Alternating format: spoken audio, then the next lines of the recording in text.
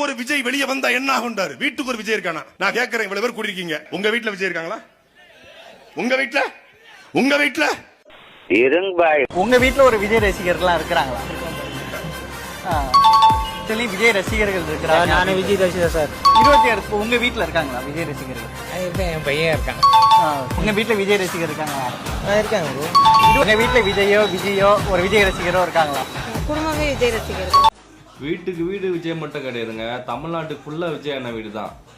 உலகம் பூரா விஜய் அண்ணா வீடு தான். சந்து மொத்த தெரு ஃபுல்லா விஜய் அண்ணா வீடு தான்.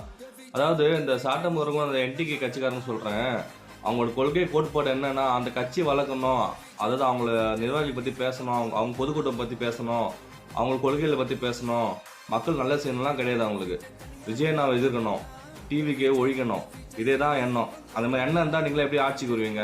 மக்கள் செய்ய தொண்டு செய்ய அண்ணன் வந்திருக்காரு, தளபதி அண்ணன். மக்கள் சப்போர்ட்டாக இருக்கு. யாருன்னு 2026 பார்க்கலாம். உங்களை மாதிரி சேவை செய்யாத நாட்டுக்கு ஓட்டு போடுவாங்களா, இல்லை என்டிகே விஜய் அண்ணா வந்து மக்களுக்காக வந்திருக்காரு, அவர் ஓட்டு போடுவாங்களா மக்கள்?